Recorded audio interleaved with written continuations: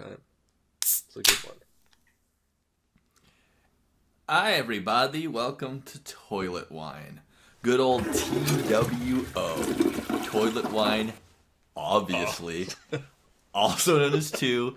We're so happy to have you here tonight, today, whenever you're listening to this. And we're happy and sad to tell you this will be our final installment of the year. 2024, the DJBP is coming to a close. It's okay. Never fear. We'll be back again next year with not only a new intro and some new topics, but Dom is going to do us the pleasure of putting together a compilation of some of our funnest and funniest moments from last year. You can look forward to that. Oh, yeah. Okay? All right. That sounds good. Well, what are we here to talk about today, Dom? I mean, first of all, Dylan's not here. Let's address that elephant in the room. Last episode of the year, he doesn't even want to be here for it. Is that the case? I think it's kind of fitting. I don't think he was on the first one of the year either, so he's just being very consistent. We're bookending it with the toilet wine. And then next year, he'll be on every single episode. Maybe. And then next year, my grandmother will bike. But no, he's not with us today. It's because he is doing, it's the Christmassy time of year. He needs some extra cash, so he's actually working part-time up at the North Pole. Oh, is he? Oh, that's good. He's getting back to the community. It's actually not what you think. It's like they're no? catching heron and like shipping it over to Sweden. Oh, I thought he was like helping out with the toy making and such, but no. No, because as we established in our last episode of the DJBP, Santa Claus is not real. Oh, yes. I forgot we established that. Spoiler alert for anyone who's listening to this episode. Jeez, just drop it on them like that. Not everyone listens to all the episodes, Tom. In fact, they only listen to the ones that they think are going to be good before they even click on them, which is very few. Dude, Santa Claus came out so long ago. Everyone had their chance to figure it out already. Yeah, he's been gay for years. Ever since Jessica stopped hanging... He had a dead bedroom from Jessica. And he had to turn to the elves. Oh, Jessica. All right, let's not get into the sex jokes immediately. Anyways, we are... what happened to Dylan? He works in the North Pole shipping heron bags? Yeah. It's only part-time. He loves fishing. I got to give him that. So. In peculiar ways. Yeah. But we're not here to talk about the adventures of Dylan Reed coming soon. No, we're not. That's not what we do on Toilet Wine. We're talking about something that I think we all like to do, at least when we're kids. Jumping. Off of things? Jumping. Yeah, definitely jumping. I jump a lot less than I used to, I'll tell you that. When's the last time you tried to jump really high and like touch something and just like run and just jump up? Because I know for you have a higher than average chance of doing that. I'm not saying it happens every day, but it happens more than most people that you know. You probably do that more. So when was the last time that happened? Does it count where I'm just like casually jumping up and like pretending to hit the ceiling? Yes, that's what I'm talking about. Today. But not okay. Well, I did that today too. But I think I should expand a little more. Not just like pretending to hit the ceiling, like actually being like, let's see how high I can get up here right now. Like really just going like, ugh, like really forcing yourself to jump. Maybe not like life or death, like I have to do this, but just like really testing your height, your what do you call it, your vertical leap. When was the last time you did that? Because I did that this year. And sorry, please go ahead. I asked you. Yeah, for me it was definitely probably like 2 months ago playing basketball. Mm-hmm. That's when I did it too. I tried to see if I could grab the rim, and it didn't feel as natural as it did when I was younger. I'll tell you. The jumping that used to just be like, oh, I'll just jump up here. I didn't get hurt or anything like that, but it didn't feel very comfortable. And I was like, yeah, and I barely got off the ground, too. I used to be able to get up there a lot higher. But I thought that was funny that, when you're a kid, you're jumping almost every day, if not multiple times a day. Yeah. And now I don't jump nearly as much as I jump for joy, sure, but joy is so few and far between in my life. There's not a lot of jumping going on. Yeah, but you know what? You also don't shit your pants as much either. That's true. You take the good with the bad, don't you? I also, I get in trouble less, that's for sure.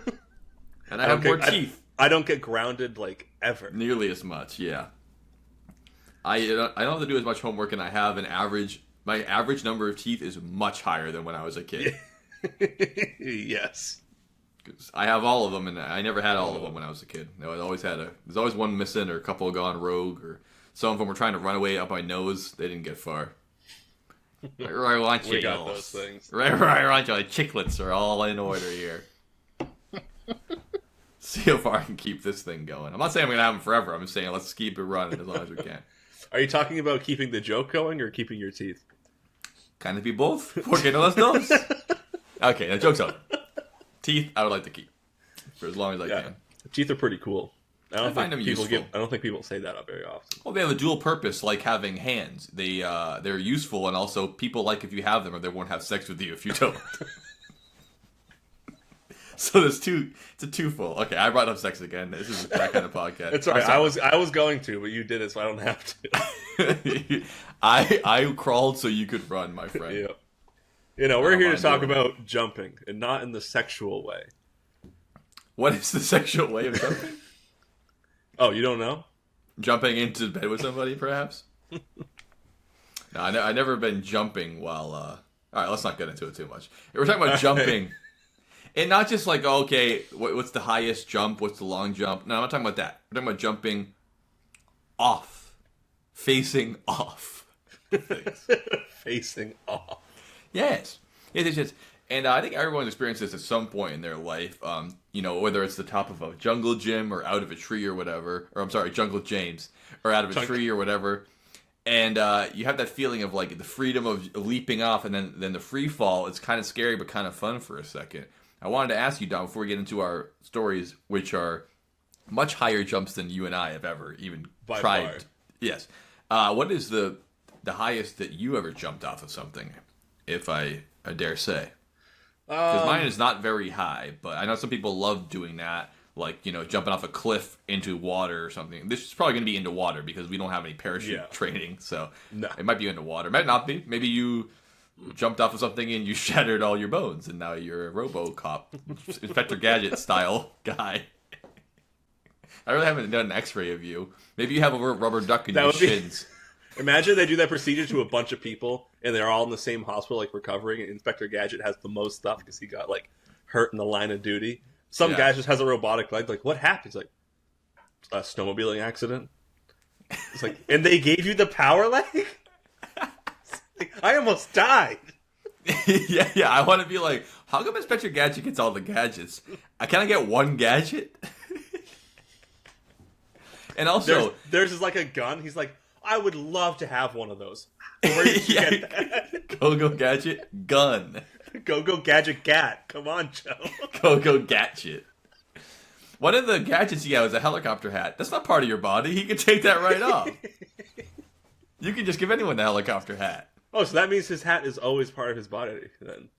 I never seen him. Have you ever seen him take it off? No, I have not. I haven't either. It might be sewn onto his head, fused on. It had to be welded. That's his scalp. It's the hat.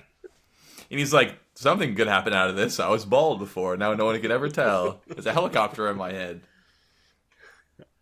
I used to be Ferris Bueller. Did you ever check if there was a helicopter onto your head? How would you know? You never checked. That is one of my favorite parts about that movie is they don't give him a list of what he has. He just has to say things. He has to find it out. Yeah, there's like, just yell stuff out, man. Who cares? Like, we filled you with shit. Don't worry, you'll figure it out. That's no different. I was already full of shit before the accident. What actually happened anyways? Was he get hit by a car? I can't even remember what happened. Yeah, he must have been doing something heroic and then he got injured. He was chasing the bad guy, Claw. He was chasing after him as a security guard. And he wasn't even an inspector at this point. He was a security guard guy. Yeah. Dude, crossover, Paul Blart and Inspector Gadget team up to take the most ambitious crossover in cinema history. Take my money, please. Ooh, all right, we gotta send that one to Hollywood, or at least Bollywood. At least Bollywood, they'll take care of it. I don't know if Kevin James and Matthew Broderick are in talks or if they're offer only, but I feel like if we pull out all the stops, people love sequels because they just keep buying tickets to movies they've already seen. So we'll do Inspector Gadget, Paul Blart. Those are two built-in audiences. And then maybe it starts out and Paul Blart is chasing after a criminal and he gets injured drastically. And he becomes a Segway. He wakes up. Inspector Gadget's there. And he's like, first time. And he teaches him the ways of being a gadget guy. So he like trains him how to like go Gadget Segway. But he can't say, he says like go blart or whatever. And of course, you really have to be appealing to the age group that would appreciate this. So when he does wake up, and Inspector Gadget starts looking at him, he goes, "Oh, good, you're finally awake." Yeah, he posts that, and he goes, "Paul Blart, I understand you have a lot of riz." I have on a good authority that you are a riz maniac, as they were. Jeez. Go Blart. Excuse package. I can't believe how much I hate my own podcast now. All right, this is an idea for an upcoming episode. Top 10 movies, but they have to be a fusion of Top 10 movies. movies that are fusions of movies. That's a good one. Yeah, movie fusions. Write that down. All right, so which movie is pre-guess, when we can look back at this later. Which movie is Dylan gonna merge with My Sacrifice? Texas Chainsaw Massacre, almost certainly. Oh, okay, it's already been done. All right, so he'll add another one in there. What's the other movie he can't get enough of? What's the one with Meryl Streep on the river? Oh, the one that he's never seen? Yeah, that stupid one. River Wild, that one. Yeah. Or the Evil Roller Coaster movie. Oh, Ride the Bullet. Yeah, that's pretty much it. But anyways, we're getting super distracted again. We're here talking about jumping, the biggest kind of I have blocks. I don't know what you want from me. Sorry. Wow. So what's the tallest thing you jumped off of? I'm gonna guess probably like between 15 and 20 feet. Oh, I don't know how tall mine is. I just want to hear the story when you did it. Oh yeah, no, it was cliff jumping in. So I forget the town in New Hampshire, but it's like you can see the Mount Washington Hotel from where you are. Oh, cool. Cliff jumping, and it was awesome. That sounds awesome. It was not my only time cliff jumping, but it was the highest I did. Nice. You were high at the time? Probably. This guy jumps. Well, mine was when I took acid and I thought I was a glass of orange juice, so I jumped off the Empire State Building. That story everyone hears about drugs. If you do that, you're going to jump off the Empire State Building because you think you can fly. If you take angel dust, you're going to rip your face off. Yeah, and all your clothes out. No, mine was at that bridge in like Maynard or whatever where you jump into the water. Oh, yeah. I didn't want to do it either. My friends peer pressured me into doing it. Yeah, I was scared. That's a lot shorter. Yeah, it's not very high. But I still didn't like it. I liked it. I liked that I did it, but I wasn't like, I caught the bug, man. I should always do this. I was like, is it over with? Fine. All right, we're good. I'm swimming. I do enjoy it, but I'm never like, I'm never like, oh, we got to find one. We got to find one. It's like, oh, there's one in the area. It's like, great, yeah, let's go do it. But some people love it. I'm going to leave the names out of the story because obviously the statute of limitations is definitely up on this, but they have lives now. And one of them is in the United States military. He probably doesn't want his name said in this aspect. Yeah. But I had 3 people that I knew, friends of mine, I would say, in high school. They like to jump off of stuff quite a bit. One of them might have been there in my bridge story. And they decided that they were going to go for a bigger and bigger jump. And what they did is they went on to the downtown in Maynard, and there is a parking structure, I believe, next to a building. And the parking structure is not water accessible, but it is flush with the other building. So what they decided to do is to walk up the parking structure, perfectly accessible to anybody, and leap across an alley that was, I don't know how far the drop was. It was like 5 stories to the building. And then from the building, they decided to jump off of the building and then into the water that was next to it, which was not very deep. Definitely not deep enough to want to jump off of a building. It's like a man-made pond. Yes. And all 3 of them did it, and there was a video of it. And oh yeah, I've seen it. This is early days of Facebook before people realized that the internet is the world, because the internet didn't used to be the world; these used to be separate things. And then one of theirs fathers, who may or may not be a police officer, had talking to about. They had to take the video down. Yeah, so that is the kind of jumping that I will never aspire to, but I am impressed by. That was quite a feat. So I won't be doing that. But the ones in this story are even larger than that, if you can imagine. Larger. So not a old mill building in a old New England town, but actually much different things. Do you want to start? What story you want to start with? I'm going to let you run your. I'm going to start with the oldest one I could find, which was the first recorded use of a parachute. It was like a 5-foot cliff, and the caveman snapped his ankle and just carved, "I jump." I jump. No, this was I jump, I fly, I die. The world's first philosopher. He had one teaching, then he died somehow. Dude, it was really quick. I saw a shirt today. Facebook knows I love shirts, even though I don't buy them. I just love looking at them. And it's a possum on a tree being startled, like a photo. And it's like looking at the flash photography. And it says, "I do not think, therefore I do not am." I almost bought it on the spot, but I don't need to buy new t-shirts. I got plenty of t-shirts. I was like, that's a very good shirt. Actually, you know what? I might get it. I'm talking myself into it. That's really good. Oh. But we're talking about way back in 852. Whoa, that's way back there. Cordoba, Spain. Cordoba. Armin Furman is the guy's name. Don't mind if I do. But of course, every time I read that name, I'd think, Armin Furman. Mikasa. He tried to fly. Usually when you think parachutes... Almost all these stories are going to be about that exact notion. People want to fly. Because the only reason we got parachutes to work is because we realized they're not for flying. They're from stopping from falling. Yeah, they're for falling with style. That's not flying. Just ask Woody. So he wanted to fly, so he went to the top of a large tower wearing a large cloak. And how big do you think this tower is in 852? I'm probably going to say no more than 100 feet. I was going to say no more than 100 feet. Possibly. I don't know. They had cities back then. Oh, yeah.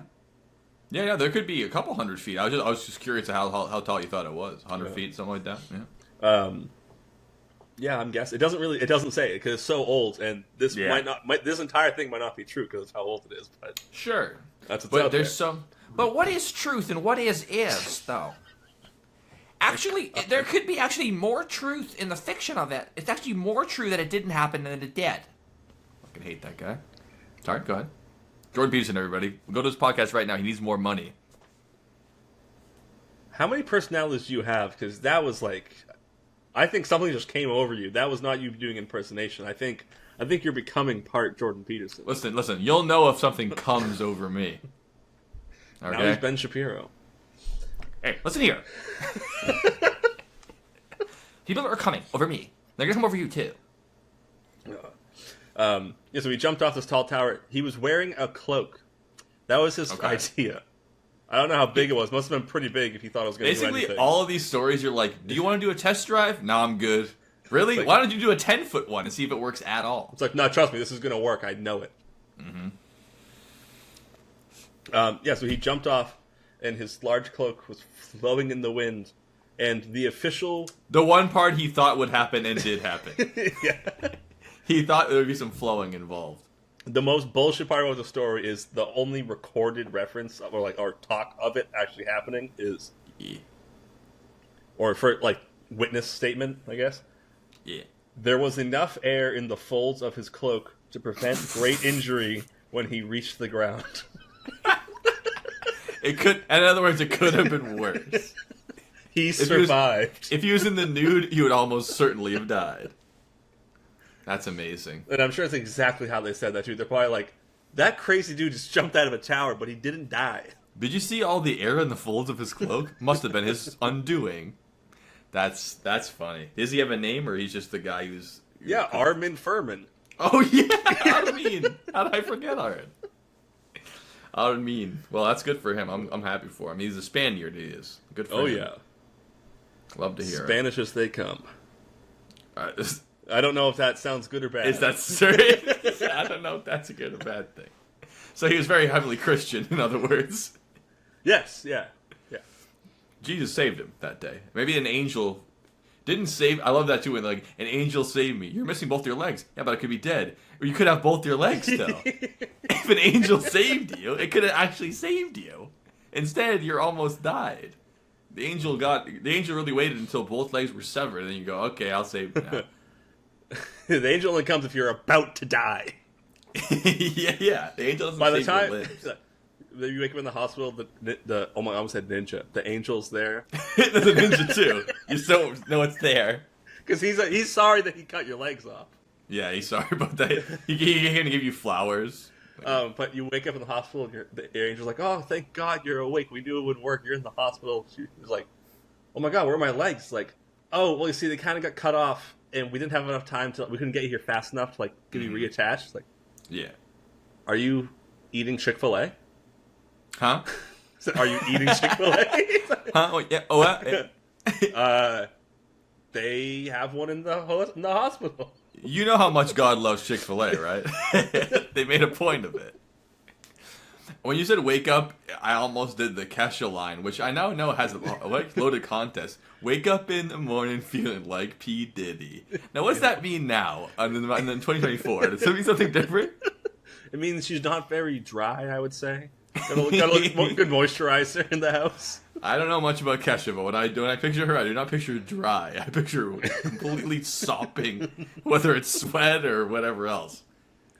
A couple of years ago, has she ever been? Have you ever seen her like? Oh, I need to put some moisturizer on. I'm a little dry here. I feel like she's always covered in slime or whatever else, glitter. You know, I feel bad for Kesha. She was abused by her manager, so let's give her a break on that. Yeah. But a couple years ago, when the P. Diddy shit like really started happening, she had that song TikTok too. She was ahead of the curve on all this stuff. Oh yeah.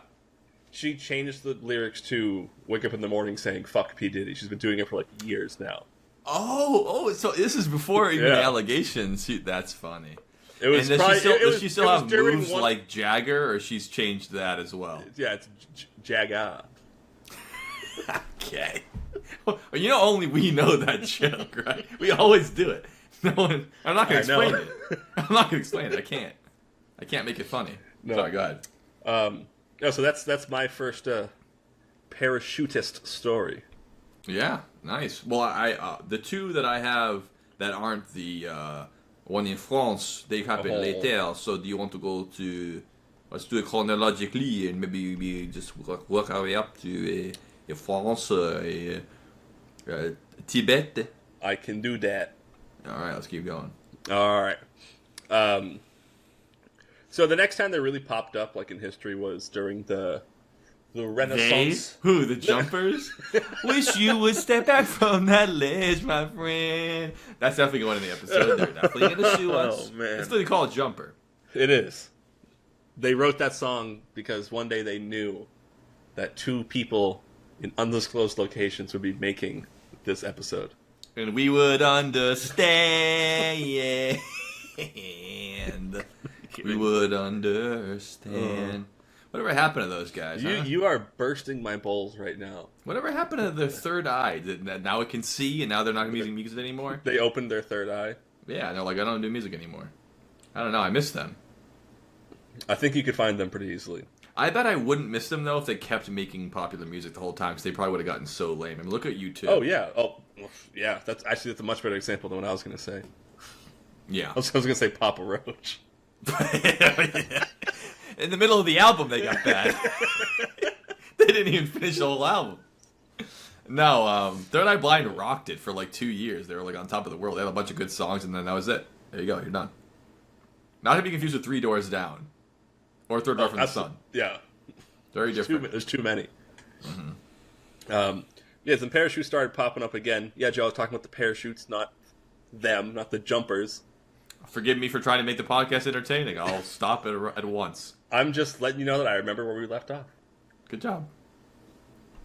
You're the boss. I'm the boss, man. I'm just here for the coffee. And don't talk to me till I have my coffee. Oh, jeez.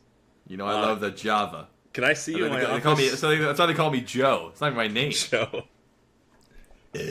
You created Monster Java because you like coffee more than you like energy drinks. Yeah, I was like, I want to drink an energy drink, so I want to look like a radical guy, but I only like the Java, so I did Monster Java. I want a can. They don't make those still, do they? As far as I know, yeah.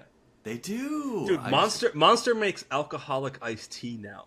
Yeah, that must taste so bad, dude. I can't imagine how bad. We should do an episode where we just buy that 6-pack or whatever. I probably have to buy like a 100-pack just to taste it.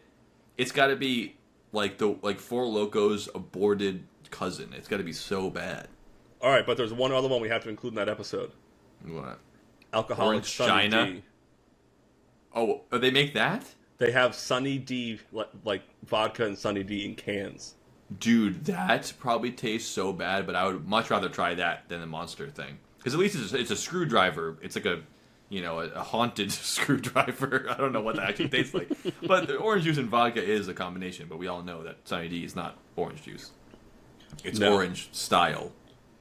Orange style juice. Yeah, it is juice, and it is orange. Yeah, it's a drink. I don't know if it's juice. It's, breakfast drink. Mm-hmm. Anyways. Oh, I'm sorry. Am I wasting your time, my friend? Am I wasting your time? Please, go ahead. So the parachutes started popping up again in early Renaissance, when people were starting to try to invent things that they thought You're trying possible. to tell me that no one wore shoes from 852 to the Renaissance period? That's complete bullshit. What the fuck are you talking about? You said, my friend, 852, that pair of shoes starts showing up in the Renaissance period. I go, no, that's not. They've been wearing shoes the entire time, my friend. You know, I'm gonna have to leave. I can't take this anymore. But the thing is, you love it. You can't get enough. I cannot take this anymore.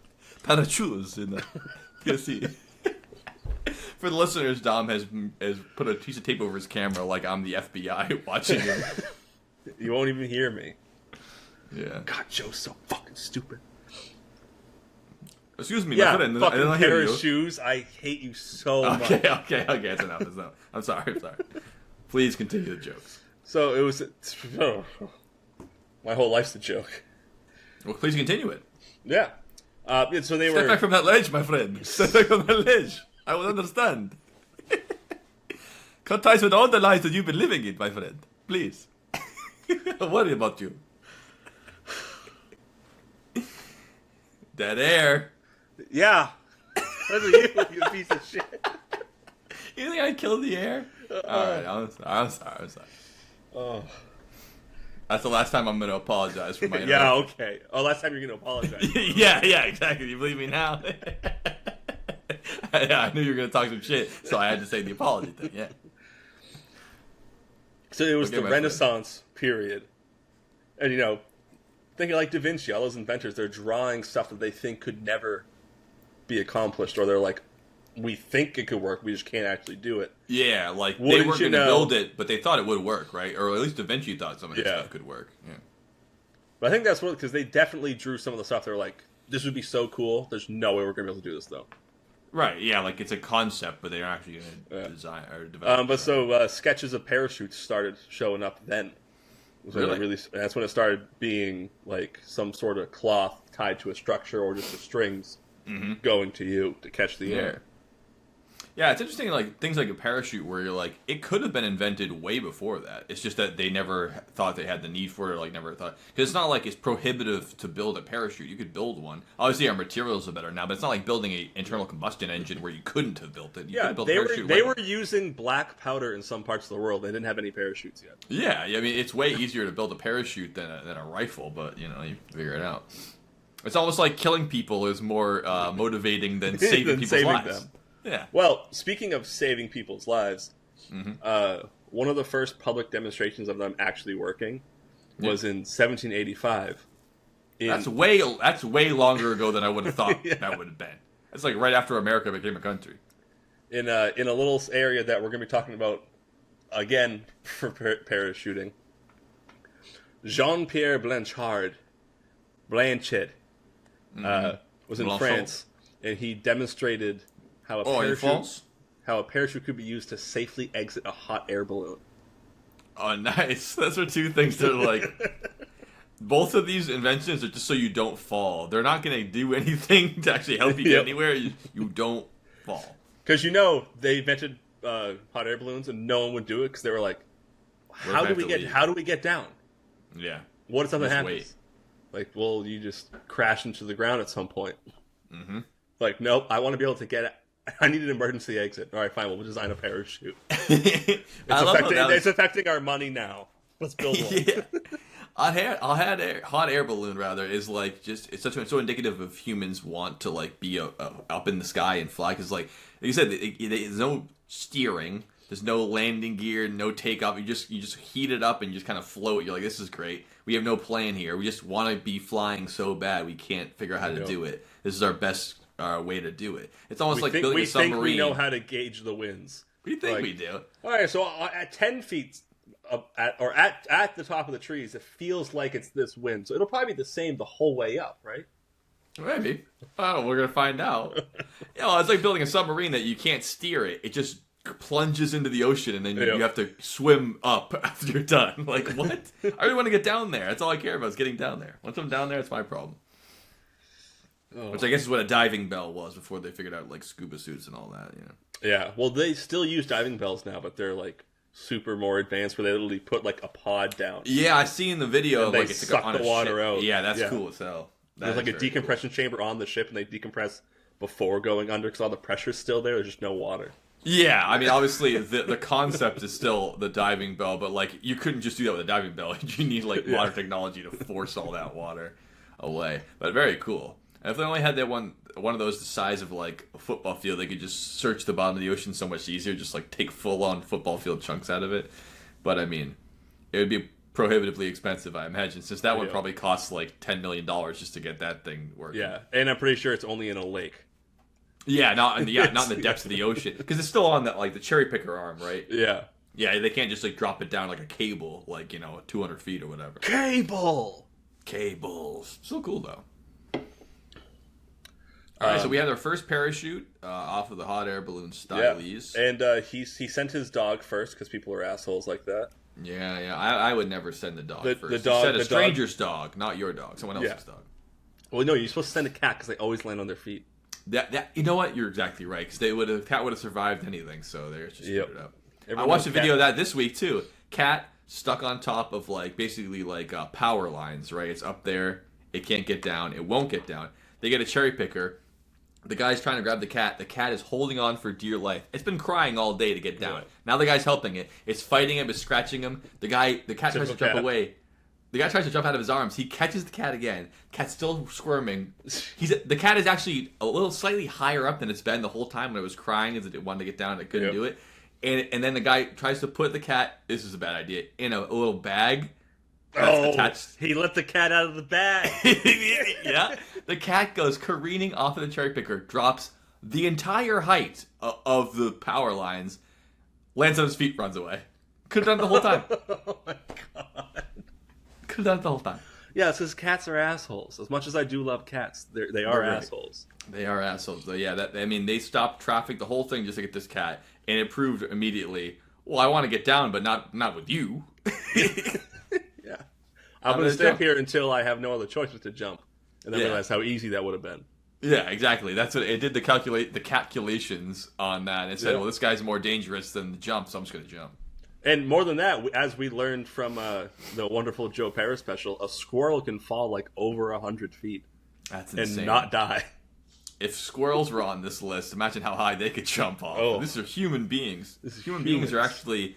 We'll learn from the rest of the episode. We're actually surprisingly bad at falling off of stuff and not dying. Yes. I mean, sure, the cloak guy didn't die of it, but I mean, he probably died later from allegedly blood infections or whatever. Yeah.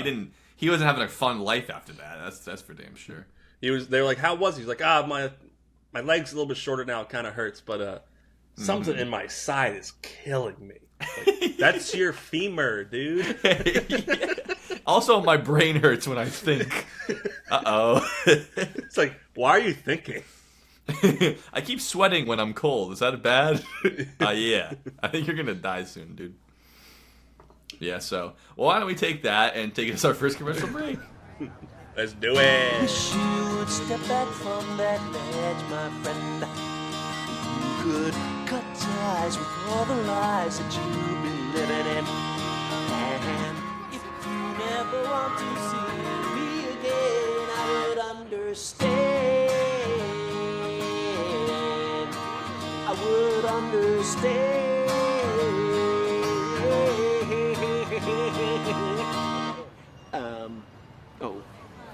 What is it? The angry boy a bit too insane, icing over a secret pain. You know you don't belong.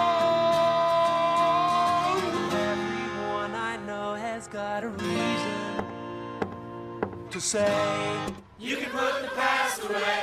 Wish you would step back from that ledge, my friend. I could cut ties with all the lies you've been living in. And if you never want to see me again, I would understand. I would understand. I would understand.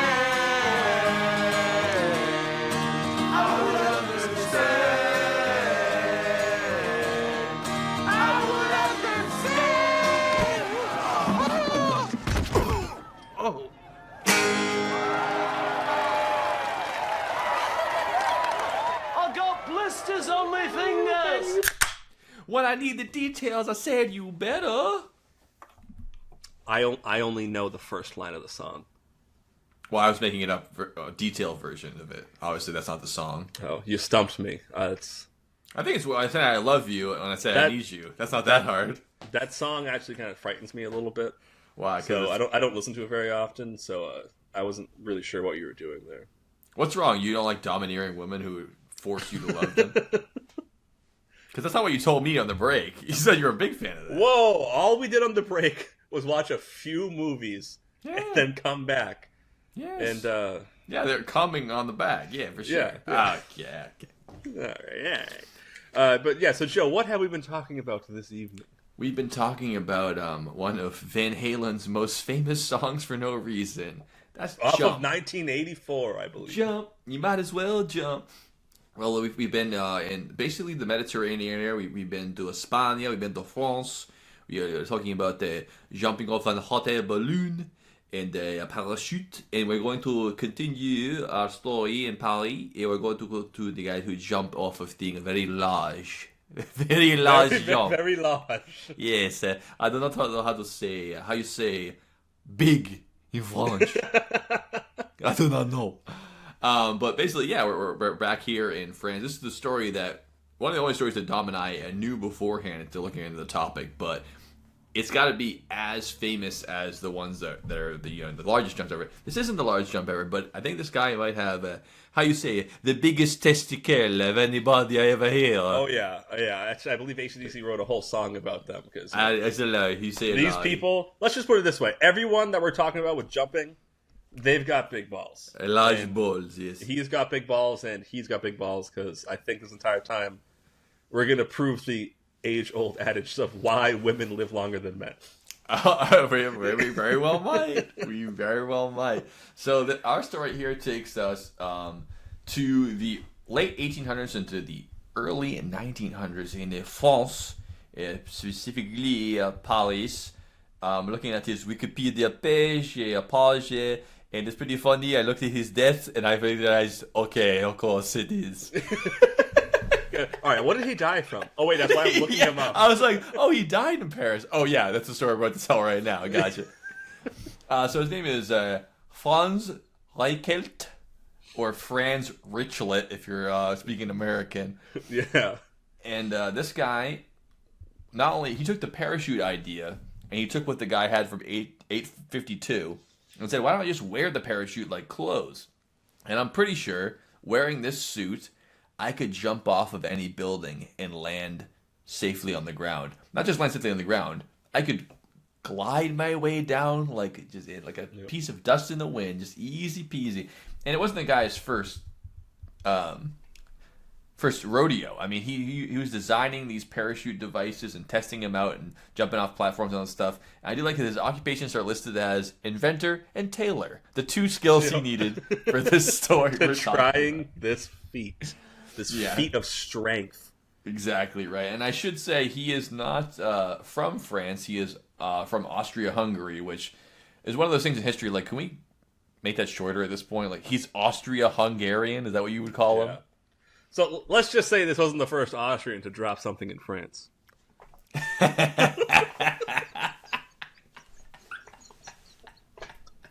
This is our second episode in a row. We've referenced World War I to some degree. Certainly, he became famous for making dresses, and of course, he wanted to translate that. He had a midlife crisis, and he said, "I don't want to make dress no more. I want to jump off the Eiffel Tower." Well, I mean, that does make sense because he's dealing with those super pillowy dresses.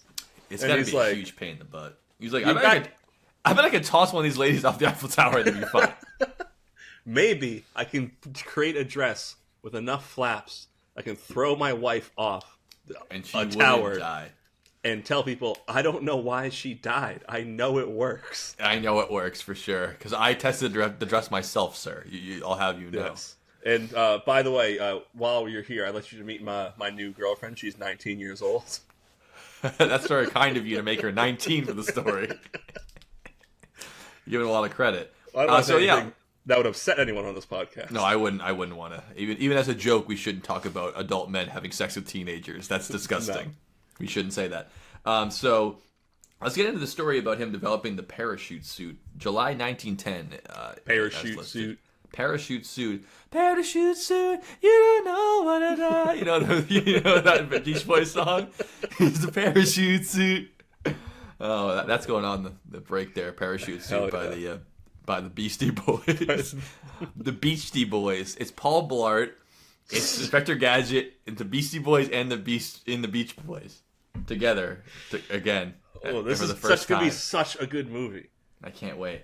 Anyways, so he... Well, hold on. If the Beach Boys are going to be there, can we afford John Stamos? Listen to me. He's not in the Beach Boys, okay? You understand me? John Mayer is not the Grateful Dead, okay? He's and Company. You understand? Beach Boys and Company, I don't want them there. And also, unless we're resurrecting Brian Wilson, I don't want the Beach Boys playing anywhere. They're a bunch of weird old guys that are rich. It's weird. I don't want them anywhere. Yeah, and I think there's only 2 of them left. Yeah, and they're the 2 dickest ones of them all. Because they're still playing. They're the ones who did Kokomo. They didn't do Pet Sounds. Those are the Kokomo guys. The Kokomo boys? I don't hate Kokomo. It's a little bit different than God Only Knows. And God Only Knows why they're still performing into their later years. So anyways, we're here we are. We're in Paris, France, around 1910. And this is the dawn of aviation. The Wright brothers started their thing. We're getting into World War I here, so it's going to be the first time that planes are used in warfare. They're still basically a bundle of sticks and canvas tied together with an engine on them. But that begs the thought, much like the time of the hot air balloons, if we're putting people up in the sky, can we safely get them down again? Because especially if they're getting shot at, they're going to be crashing pretty soon. Yeah. So he starts to think about ways to do that. They're probably thinking, we have horse-drawn wagons that we have issues getting people out of. What if you're in a fucking aeroplane? Yeah, exactly. I can't. And like you said, aeroplane, because that is how they spell it in France. Yep. A-E-R-O. Much like the Red Hot Chili Peppers song, Vive la France. Vive. I'm sorry, Red Hot Chili Peppers. So he starts to develop that, and he goes, I got an idea. I'm going to add the first part of my Wikipedia article, not just tailor, inventor. I'm going to invent a wearable parachute suit. Parachute suit. We already did that. I almost did it again, too. We can't do it again. I really like what he did with his first design. Because, again, he captured what we were saying before. Our imaginations, that's for sure. The reason they were struggling is because they were trying to fly with them, when really it's just supposed to help you fall. You're trying to fly. Yeah, they think they're going to fly. You don't want to fly, I'm telling you. So he took like a already pre-existing aviator suit, although he probably made his own, because don't forget, he is a tailor. He's a tailor. And he connected rods and rubber flaps and cloth in between his arms. And rubber buns and liquor. And this will keep me up in the air. Again, the birds use it. It just should, yeah. The amount of time people watch birds and are like, I get how they fly. They just keep moving their arms really fast. Like, that's not. Now we know that's not why. But at the time, they're like, you just got to do this a lot. That's all you do. It's like the first planes, they didn't even try to have air flowing past it. They tried to have the wings. They were flapping. Yeah, because they thought that's what birds were doing. There was one where birds take off that way. There was one where it was like a circle. And it would go up and down, but as soon as they started, it didn't work right, and the cab was going up and down, so it was just bouncing like crazy. I love it. If you guys can find the old aviation failures, it's really hilarious. But I don't blame them. I can't. I know how aerodynamics works now because I was born in 1992, but these guys didn't know. That's not their fault. No, they do nothing. And also, even though we learned so much from birds about how to fly, no bird takes off like a plane where they stay on the ground for like a half a mile and then they start flying. Most birds can take off from a standing point. Yeah. Some of them can't, but most of them can. Most of them can. Yeah. It's usually only like cranes and like large, like tall birds that have to start at a running start because they need a little bit of lift going. Yeah. But almost every bird can just stand still, do a couple flaps, and then they're straight up. And I mean, it wasn't until like 2003 that we even invented an airplane that could do that. Like it's very difficult to do. And it's even the birds that are nearly flightless. Mm-hmm. They do the same thing. Like a turkey can get up into a tree from standing still. Yeah, I seen it today. It just took right out next to me, scared the shit out of me. We were right up in the tree. And you haven't lived until you've walked out of your work and seen 15 turkeys skulking in a tree like the Skeksis from the Dark Crystal staring at me. And they're scared of me? Shoot the other foot, my friend. At a baseball game one time, back in my playing days. You know, back when you used to swing the old pine there? Oh, yeah. Really hitting the bases hard. We were playing a game. Oh, yeah? What base did you get to? Home. Oh, wow. It's where I started. Inside the park? Inside the park? Very good. I'm sorry. Continue the joke. We had to all get off the field one time because a turkey... Because, yeah, they can't fly when they jump out of a tree. You had to get out the field. There's a turkey. Everyone get in your cars. Because There's children. They can glide for a long time.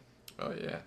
So they have big wings. The tree was not right next to the field, but this turkey jumped out of a tree and glided out of the woods from left field all the way into right field, and they pulled us off, and it took the turkey a little bit to realize, I have to go up and over this fence. And it hopped over, and it just walked across the street.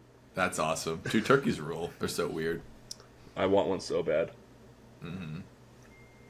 Come on, pet of the year, turkey? Pet of the year. Maybe not of the year, but it's up there. It's on the board. It's on the board, baby. So anyways, our guy here, Eichelt. Nice. He decides, you know what? This thing's probably perfect. I got the rubber flaps and liquor. I got the iron bars. I read on this thing, the original one that he designed was 150 pounds. That's got to be defeating the purpose, right? You can't be adding more and more weight. Almost. Yeah, that's he probably weighed crazy. 150 pounds. There's like 2 bodies on top of one body. I don't care how many flaps you have. That ain't going to help you. You know that birds have hollow bones. That ain't the half of it, man. So I don't know. I obviously the one that he chose to actually use on his big test was not as heavy as that, but that was the first design he did. But that's still crazy, though. I mean, the jump didn't happen until 2 years later after he started designing the suit, so he had a little time to work on it. A little time to cultivate mass, so we could handle the weight of the suit. The sheer weight. The sheer magnitude. And I'm looking at. We'll put the picture up for the pod. I'm looking at a picture of him with the finished suit because they took pictures of him. Because he, by the way, I love again giant balls. The guy's like, tell everybody you know. I'm doing it. I want everyone.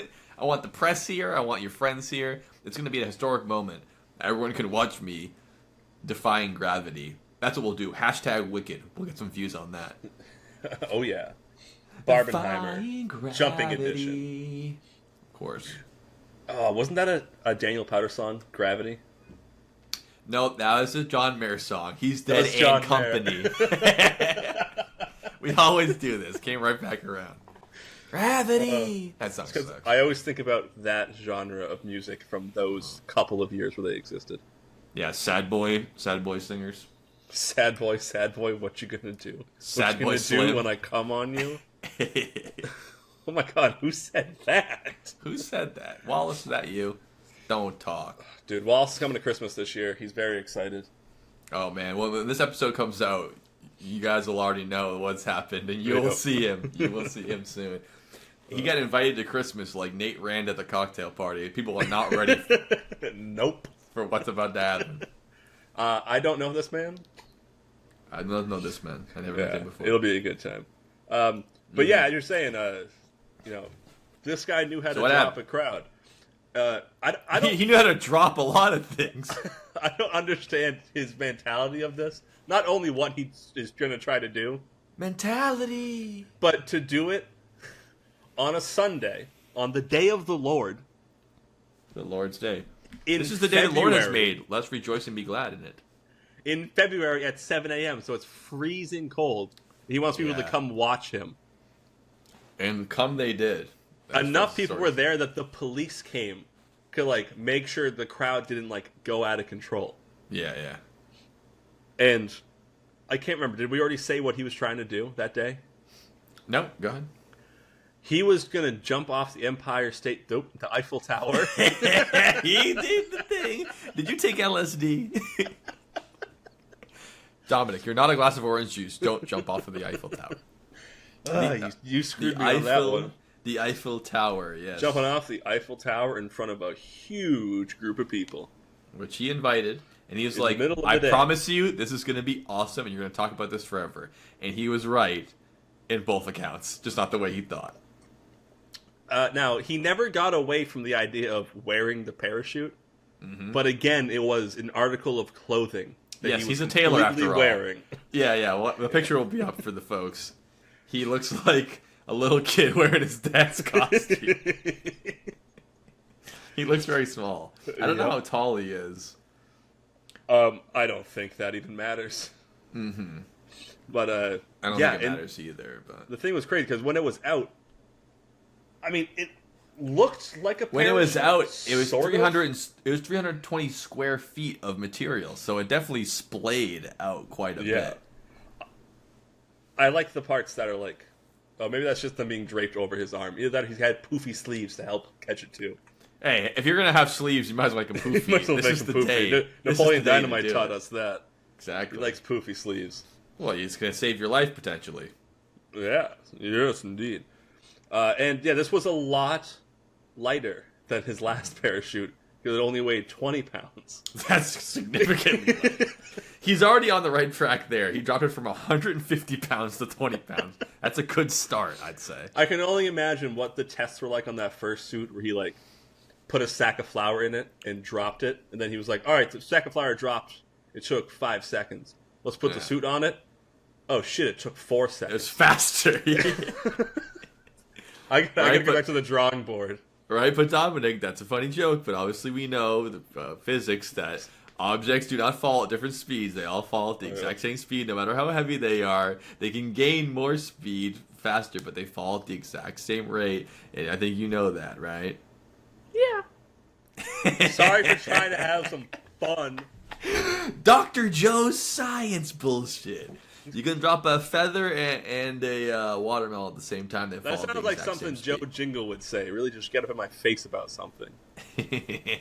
I'm going to get up in your face this week. I'm going to grab you by the beard and go, Hey, how you doing? You know what physics? Come here, you. come here, let me kiss your nose. Watch as we fall at the same speed. You just grab me and jump off a building. Yeah, I Simon bend your ass. I wrap my legs around you. I go, I just took LSD. And I grab you. Right off the side of the Empire State Building. Right off the side of the Eiffel Tower. You know, that's why they built fences on the Empire State Building in the 60s, because of the drug culture. They're like, these people think they're a class of orange juice. We need to stop this. Yeah, that doesn't even make any sense. Why would anyone want to drop a glass of orange juice off the Empire State Building and then also think, oh, I'm a glass of orange juice? Well, I am conflating two stories that people thought. You know my were flying. age-old dream to drop a glass of orange juice off the Empire State Building? Well, now I'm going to do it. It just got easier because I am the juice. I am the liquor. I am the liquor. I'm O.J. Simpson. Hello, Twitter world. Guess what, everybody? The juice is loose. Oh my god, some guy just jumped off the Empire State Building. I'm on LSD. So what happens to our buddy here? Right. Well, he does what he said he was going to do, even though people told him not to do it. He Big balls. jumped off the Empire State Building. For the world to Oh see. my gosh. The Eiffel Tower. He jumped off the Eiffel Tower. Oh, you actually got me that time. I didn't even recognize you did it. This is not going to be the end of this. We're in Paris, by the way. And the Eiffel Tower is short of the Empire State Building, so let's not go crazy. Yeah. Still, I wonder if you can hit terminal velocity going off of the Eiffel Tower. I should have looked this up beforehand. I'll look it up later. Because terminal velocity is that there's a point in which you cannot fall any faster than gravity is pulling you down. So, like, when you jump off of something, you're increasing speed faster and faster and faster until you hit a certain speed, in which case you'll never fall faster than that because gravity doesn't start pulling you harder the closer you get. It's just pulling you at a constant rate. So there is I wonder if there's a tower large enough that you'll hit terminal velocity before you hit the ground. Obviously, if you jump out of like an airplane, you will hit a speed, in which case you'll not keep going faster. It's not like in outer space where, you hit a constant speed and you can actually increase it over and over the more pressure you put in. You can't unless you're a superhero in a movie, you can't go down faster. The whole thing where you catch somebody when they're in front of you falling, you can't actually do that unless they're having a parachute. If I point forward, I can catch them. Yeah, you can't just like push your fists together harder and go unless you have magical superpowers. But unless someone is actually actively slowing themselves down, like if they're wearing a 20-pound parachute pantsuit, and you're not going to catch them. Kind of like the ending of that movie Gravity, where it made no sense. They floated away in space. Tonight's podcast is actually about the word gravity. Yes. You understand the gravity of the situation, folks? This is serious stuff. So he jumps off of the Empire State Eiffel. Empire State Building. Yeah, so it's what he does. So the crowd's there. It's about 8:30, so it's about an hour and a half. They're eating boiled peanuts. He got people to get there. They're eating crepes. They're going nuts. People are excited. He's up top. He's standing there at about... Did he say anything? At 187 feet above the ground. Oh, that's tall. The quote is, after adjusting his apparatus with the assistance of his friends and checking the wind direction by throwing a piece of paper out of a small book. Also get better friends. Hey, man, you don't have to do this. Yeah, if that was happening to one of my friends and I couldn't convince him to say no, I wouldn't go. Yeah. Dude, this is a one-to-one comparison to what happened that day. He goes... Yeah. But come on, this is France. They're still using the guillotine to execute people. Yeah. Well, he's like, how is my parachute telesuit? They go, listen, I wish you would step back from this ledge, my friend. Cut ties with all the lies you've been living in. Oh my god. But if you do not want to see me again, I will understand. Also, I thought you were Austrian. Why do you sound French? Oh, well, his friends are fun. You had his voice being French also. Oh, I'm sorry. Hello, can you fix my parachute suit, please? I only know Arnold Schwarzenegger. I don't know a lot of Austrians. I'm sorry about that. Yeah. Yeah. So he checked. I love that he checked the wind by ripping a piece of paper out of a book. Like, it's very scientific. This whole thing. You can tell he's more tailor than inventor at this point. Yeah. No, he stood up on the guardrail. What was he going to do if the wind was like, oh, is it that? Okay, then I won't do it. He was going to do it no matter today. What. I'm going to reschedule the jump for 1 a.m. tomorrow morning when no one can come, and I swear it'll happen. The more wind, the better. Unless the wind was facing directly back into the Eiffel Tower, he would have been better off if it was a very windy day. It might have caught some more air there. Yeah, well, the wind didn't really help him that day. In fact, it was a bit of an issue. A skill issue. I don't think he really. He may have said he did. I don't think he really took the wind into consideration with how he made his suit. I don't think so.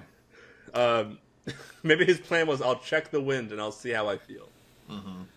But he stood up on the railing. He hesitated for a little bit. They say it was about 40 seconds before he finally leaned forward to jump. Still a lot faster than I would have hesitated. I'll tell you that. I'd still be there, by the way. Yeah. I'd still be at the top of the According to a reporter that was there, because he made it so public, he was calm and smiling when he jumped. Mm-hmm. Then when he deployed his parachute, it only opened up about less smiles. Only opened up about halfway, and then the wind wrapped it around him, and he fell to his death on the frozen soil. He probably bounced the poor bastard at that height. Gosh. So yes, folks, we did spoil the story for you, but he did not survive the trip. He was born October 16th, 1878, in Austria-Hungary. He died in Paris, France. He was 1 year older than I am now. That is. Oh, something. Hold on! I just read something. According to a book from 2009 that was about this whole thing. It didn't even open up all the way. It still wouldn't have worked if it opened up all the way. No. But it didn't even do that. In the research on this story, they found that an autopsy was done on his body. They found that he died. We found he died of falling very far and hit his face on the floor. It says, my friend, he died of splat on the ground. You don't know. You have to call me for this on Sunday. The world's first case of death by splat. This is Sunday morning. He splat everywhere. You need to call me for this. You don't know how he died. You want to watch it. The coroner's like put upon. Like you really need to. I need to examine him. He's in pieces all over the place. He was all over. He's like, good, bring him to me. He looks like a can of spaghetti or spill on the floor. You're gonna ask me how he died. You know how he died. You watch it. Imagine. He go kablam on the floor. The night before, the coroner goes to his house and goes, "Hey, just so you know, do you have any friends around right now? Here's my card. I'd really like to work with you." I'll be working with you very soon. He tells him the plan. Yeah, I'll see you tomorrow. Why? Oh, I want to see the jump. I want to be there. What time are you jumping? About 8:30. See you at 10. I can't believe I was in the middle of playing Tiddly Winks with my little son. I have to come over here. Do a corner experience. The man splat all over the ground. Do you think he died? How he had a seizure? You think he had a lack of oxygen? He's dead. He's literally in a million pieces on the floor. You want to know the real reason he died? It's because he was doing that instead of going to church like a good boy. He should have gone to church. It's Sunday morning, of course. Everyone went right to church after that. They were like, please, God, don't let me be as stupid as that guy. Forgive us for letting that happen. Yeah, we're all witnesses to that. I mean, if that happened, there probably was some amount of guilt involved of his friends being like, we shouldn't have let him do that. It sucks. If that happened today, there'd be a decent amount of pressure towards the police for allowing it to happen. It'd be their fault. That's why we can't have fun anymore. Because of people like this. But I do admire his balls. And there'd be two different headlines. Tragedy as... Tragedy! Stop teeing me up for it. I'm not going to say where these two stories would air, but I think you're going to be able to figure it out. Mm-hmm. Tragedy as inventor plummets to his death in failed parachute test. Or the other one... Pursuit of science. Or another one would say, crazy man possibly high on drugs commits suicide in Paris. In front of an audience. Deranged lunatic. Well, funny enough, I think those channels would be switched now because I know about a guy who built his own rocket to prove the Earth is flat and he died. I mean, I'm sorry, inventor/hero. Inventor/hero. Yeah, this dude dead. He dead now. But he is so much more famous now than if he would have just been a tailor the whole time. Let's be honest about that. And that's why he solidified himself as inventor / tailor. And they have a video? What? It's not playing, so maybe they don't have a video. It's just a picture of him. It's a picture of him with the full suit like popped up on his head. His body being removed and measurement of the hollow create by the impacts. He made a crater when he fell. Oh man, that's terrible. Folks, this is obviously viewer discretion advised, but if I can find this clip, we're playing it for sure. Oh, but, I'm watching it right now. I'm skimming through it right now. Yeah, there's actual... Is this actual footage or is it a remaking of it? It must be a recreation, right? They didn't have the footage at the time. A video, I don't know, or a film in 1912 in France for this occasion. Maybe they did. Holy shit. They do have video of it. Oh boy. Well, that's going in and you folks have been warned. Wow. It's not that bad. But a man is dead. You're watching someone die. Yeah, pretty but bad. It doesn't feel like it's real because it's in black and white. Right, it's black and white. It's like real. the Charlie Chaplin, like there's not enough frames per minute, so it's like super fast. Yeah. Anyway, that's that. It shows him up there holding the thing, and then he jumps, and it cuts to a camera. Either that, or it's just a really, really good recreation, but it looks real. Yeah. There's a camera on the ground, and you just see like the arches of the Eiffel Tower. And you see someone go, and dust comes up. All right, well, you folks are going to see that right now. So then it cuts to a worried crowd of people. So for the people that are listening to this, now you know what happens. Somebody called the coroner. Oh my God, I've been here. I told you don't to do it. Now you want to be, what do I want to do? Tell you how he died. You didn't see it. It's on film. Did you film that yourself? Yes. People are podcasting it for the future. Of course, yes. I did film it. For posterity. Yeah. So there's the whole... So there you go. Anyway, I even though I think the guy is a flawed individual, I appreciate his big balls and his ingenuity. I'd say a lot of tailors... Actually, I've never met a tailor who tried something like this, so I got to give him credit for that. Yeah, I mean... I simply must. He's both braver and dumber than I am. Mm-hmm. Much braver and only slightly dumber. Slightly dumber. Because he did build a parachute suit. You can't do that. Parachute shoot. Oh, I messed it up. Parachute suit. I'm gonna jump off the Eiffel Tower. It's a parachute suit. It's a parachute suit. Here I am thinking I'm going to play Third Eye Blind for this episode. Meanwhile, I'm playing No Little need. Deuce Coupe by the Beach Boys. I didn't even know it. Meanwhile, at the Hall of Justice. So what do you think? We should take one more break and then go into our final segment? Because people have jumped for much higher heights than their Empire State Building, my friend. I'll tell you this right now. yes, and it only took 100 years to reach what our main goal to talk about tonight is. Right. But there's a little stuff in between there. But yes, of course. All right, folks. On the next side... No. The guy jumped off the Eiffel Tower, and then the next thing you know, it was 2012 and something else happened. Nothing in between. Thank you for not spoiling it. We'll see you on the side of the break. Keep your feet planted on solid ground, if you wouldn't mind. You don't want to lose any to the beat. You don't know what I got. Just a little deuce scoop with the flathead mill, but she'll walk a Thunderbird like it's standing still. She's boarded and relieved, and she's stroked and bored. She'll do 140 with the top and floor. She's my little deuce scoop. You don't know what I got. Geronimo, welcome back to Toilet Wine, your I was almost going to say your favorite podcast, but listener, it might be your favorite podcast. Hit the flush sound. Very well could be.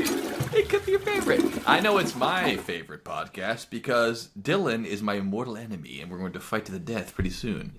No, I'm Once kidding. we reach 100 followers, fight to the death. Yes. My dick is unsucked currently because of this, and I'm going to kill everyone. It's a safe bet. Obviously, today we're talking about jumping off of stuff that is really high up. And if you think the Eiffel Tower was tall, you ain't seen nothing yet. As who does that song, Dom? You know, it's one of those annoying bands Yeah, from the 70s. Bachman Turner Overdrive. There you go. It's BTO, one of the worst songs. You ain't seen nothing yet. By an incredibly good band. Great band, terrible song. Great podcast, terrible host. This is Dominic, and I'm Joe. Welcome to Toilet Wine. We're going to jump off a bridge if you don't listen to us for another 5 minutes. Here we go, Hey, folks. if your friends jumped off a bridge, would you jump off with them? Apparently you would if your name is Reichelt. You better believe it. As we established already, your name could also be Joe Collins. As we established already, my friends jumped off a bridge, and I did too. Yes. Into water. But anyways, folks, if you thought the Eiffel Tower is tall, you ain't seen nothing yet. And I'm going to get into my next story here, which is not... It's more of an involuntary jump, but I thought I would add this to the story, especially because Dom said, you'll learn why women live longer than men because of stuff like this. I'd like to introduce you to Venca Volovic, who is from Serbia, and she was a flight attendant, as far as I understand. She jumped from a height of 30... Hold on, what was the actual amount? Yes. You're telling me. 33,000 feet. 1,000. Yes. 1,000. 33,000 feet. 9 times. In other words, she jumped off of a commercial airliner while at cruising altitude. And I say jumped just because She was cruising for a bruising. Oh yes, she was. And I say jump because it's the theme of the podcast, but I have to imagine it wasn't her idea, because what happened was on the airline, a briefcase exploded. It was a bomb on the plane. The bomb exploded. She was thrown from the plane subsequently, and wouldn't you know it, everyone died besides her. She fell from a height of 33,000 feet without a parachute, and she survived it.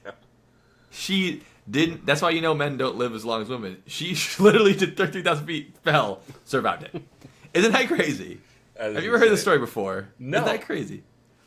I just looked up farthest fall ever survived, and she fell out of a commercial airline in mid-flight. Awful. Honestly, yeah. The amount of healing she probably had to do after landing that. Oh, she was never the same. Would have rather died with the bomb. Oh, I can't believe it. I mean, she probably been in the hospital for a straight year after that, but she did survive. Yeah, they think it was air safety investigators attributed the explosion to a briefcase bomb. So it was like a terrorist act. It was, in the Balkans, in the middle of the 20th century. Imagine like, so, oh my God, the airplane blew up. We have to talk to the airport immediately. What happened? Like, oh, was it the briefcase? Like, you knew? Oh, it was a little suspicious, but it was ticking. The guy said he was a clock salesman. Yeah. Oh, I can't blame him. He had a pocket watch right in his. He kept checking it. Actually, he kept checking his watch quite frequently. Now that you mention it, he really wanted to make sure the plane took off on time. Yeah, and he kept asking me if this is as high as we're going to get, and I asked him, "Sir, Speaking of BTO, if the plane's on time, I can drop my bomb by 9. That man was taking care of business. You see, Every day. And now I'm realizing that BTO actually sucks, huh? I don't like any of their songs, do I? Name a song that's good by them. Rolling Down the Highway. How's that one go? I showed it to you not too long ago, a couple months ago. And I did like it. You were like, I hate BTO. And I was like, this song. You're like, no, this song is good. Okay, you're like, I just never remember what it's called. Okay, gotcha. So they do have good songs, and I'm wrong. That's fair enough. So anyways, yeah, I mean, she lived the rest of her life through a straw, I imagine, but she did live, and she didn't die until 2016. So she lived a good rest of her life. Damn. In Belgrade, Serbia. And she is now, her final resting place is at Belgrade. She was only 66, though, so I imagine her hospitalization. There was a pre-existing condition. Yeah, called, you fall on the plane, you'll splat on the floor again. The same corner is like, oh my God, you survived. You didn't even wear your parachute tailored suit, so I thought I had to bring her up. Like, I need to amazing woman. Some people and tell them they're not getting their body parts. I'll be right back. Yeah, and it's always good. I mean, all things being equal, a lot of records like this are like set by men because men are insane. So it's good to have a record by a woman. Imagine this college is like, oh, this is gonna be the toughest one yet. Yeah, hi, Johnny Depp. Yeah, you're not gonna be able to get those lady lips. Hi, Johnny Depp. Yes, I do have your private number. Yes, Johnny, is this you? Wow. So yeah. Anyways, yeah, that's that. And I also looked up another one because I'm like, well, jumping off of stuff. I think I should look up something that people actually wanted to do. So I thought, what's the highest base jump anyone's ever done? So for people who don't know, base jumping is similar to skydiving, except you never take off in a plane. You just jump off of whatever highest thing you can find. And then oftentimes, they don't even wear a parachute that you wear for skydiving where you pull a ripcord and the thing goes out. They actually hold the parachute in their hands because it's such a short drop compared to a plane, and they just toss it up. So almost as soon as you jump, you throw the parachute. Yeah, you're parachuting the entire time, basically. Yeah, because if you don't, you will go splat on the floor. You'll be in pieces, spaghetti or can all over the floor. And if that description isn't good enough for you and you don't want to read anything, go back to the first episode of Toilet Wine, Daredevils, where we did talk about base jumping. There we go. We're calling back together. Base jumping. Silent out tallest base jump, and I found out this article by the BBC. A daredevil from Somerset is hoping to smash... Already fucking up by writing that, because you smash it to the floor, you see. Of course he is. Smash a world record by leaping off of Mount Everest's neighbor in a wingsuit. Tim Howell from Matlock will attempt to break the record of the world's highest base jump from Lhotse. I don't know how to pronounce that, but it's Lhotse. Using a wingsuit to help him fly to the bottom. So he's not even wearing a parachute this time. He's doing the wingsuit, trying to glide down. Yep. The record holder currently is Valery Rozov, who jumped from 25,000 feet. So that's almost the airplane height, but it's on a mountain. Yeah, but it's not 33,000 feet. It's not, and it's from a mountain. And here's the other reason why he didn't get the record. He died. He got splat on the floor all over the place. He didn't survive. He died in a base jumping accident in the Himalayas. So yeah. Well, in the Himalayas, his body's just a marker then. They don't move those things. He's part of the Rainbow Road Hey, there of all the how snow. come this guy's wearing a wingsuit? Shouldn't he be wearing like a respirator and oxygen tank? Yeah, that's the thing. Can they breathe? How fast? I mean, you're the whole way down. You're holding your breath, wingsuiting it the whole way down. Yeah, sounds like he's got some bad friends. He's got a bad friend. So we'll see. We'll look into it if Tim Howell lands this. We could break the record currently set by Valery Rozov. But yeah, highest base jump, which that is very high. I mean, it's a mountain. You're jumping off a mountain. It's pretty crazy. But that, again, I hate to keep cutting us off at the legs here, but that is still pales in comparison to what we're here to talk about today, which is the largest jump in the history of the world. Of course, there was not the one we're talking about today, or I'm talking about more than one person, how do you know, but the record was set, then it was broken, and it was broken on live stream, sponsored by Red Bull, and most people I know in my family were witnessing it. Dom, would you like to tell us the tale of one Felix Baumgartner?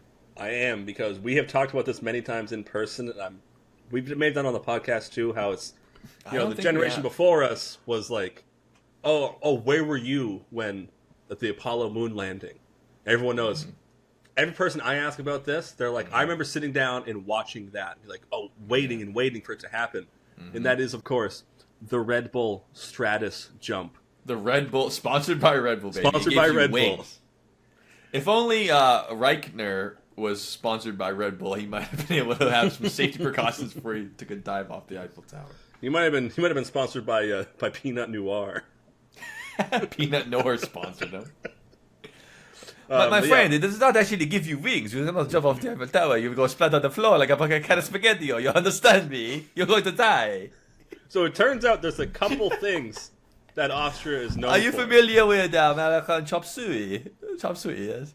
One of the things Austria is apparently known for, which I didn't know before I started reading this today, is the jumper. Go ahead. Oh, you don't want to do it this time? You can put the past away. Wish you would step back from that ledge, my friend. Okay, good. Felix Baumgartner, who was an Austrian skydiver. So just like the guy that jumped off the Eiffel Tower, he's from Austria. Yes, Austrians. Trying to jump some really high.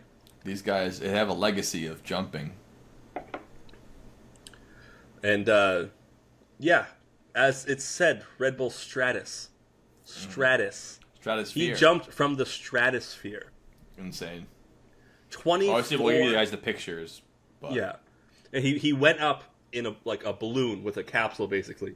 And because he's up so high... Like a space capsule. He was in a full spacesuit. You can't survive. He was in a pressurized spacesuit, but also had to be small enough that he could move the way he needed to fall in control. Himself. He had to get up and... I mean, you'll see from the pictures that Joe will put up eventually. He's not doing tricks. He's not doing flips and stuff. He kind of gets up there and he falls forward out of it. He doesn't jump, but he still has to get up there, open a door, climb out, and then jump, and still be able to deploy his parachute when the time comes. I mean, the highest you've ever stood and looked over a ledge. This does not compare. He can see the entire planet when he's doing this. If he jumps in the wrong direction, he might not come down. I mean, if he jumps in the wrong direction, he could land 1,000 miles in the other direction. I mean, they had to account for the world spinning as he's falling because he's so high up. He also got up there and he pulled out a little book and ripped out a piece of paper to see which way the wind was going. And it just stayed. It's like, all right, we're here. Also, like, they had to account for this took so many people to accomplish this. It's not just him. Oh, yeah. I mean, the amount of mathematics going into this, because even just, if he went like a slightly 1 degree off of his jump, he would end up miles and miles and miles. By the time you get to the ground, it's like anything.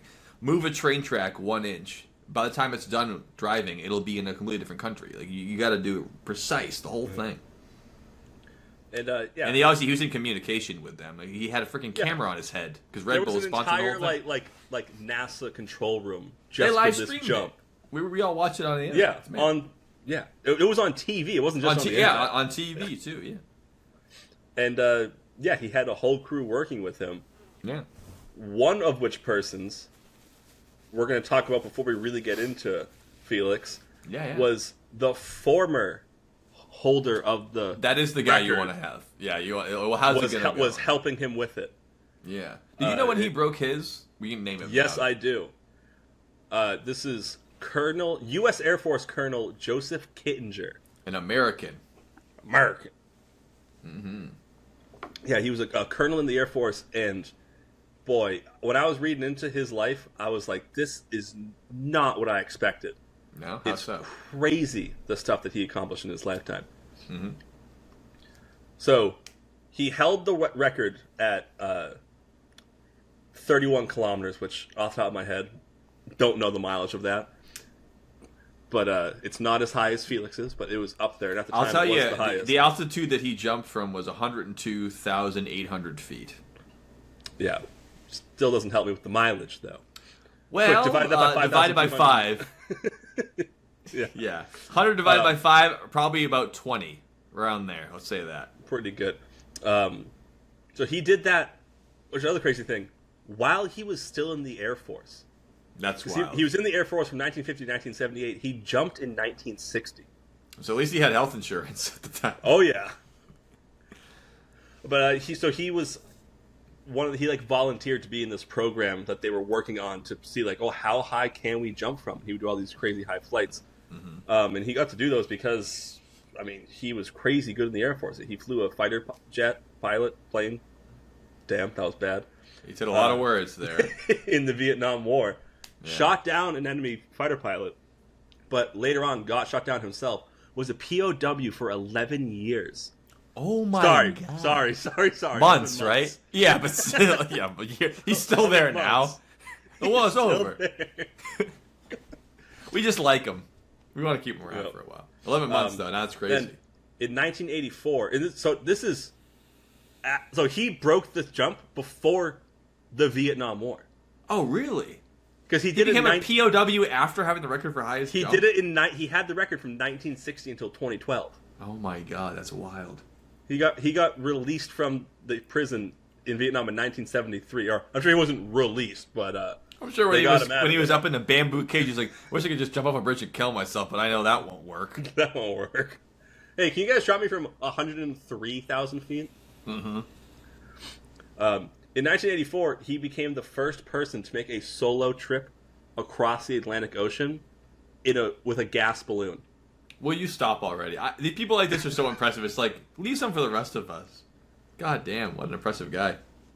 Again, how much planning on that to figure out, all right, what's the wind going to be like from here to England? Insane. I'd be so nervous the whole time I wouldn't be able to even relax for one bit. It'd be awful.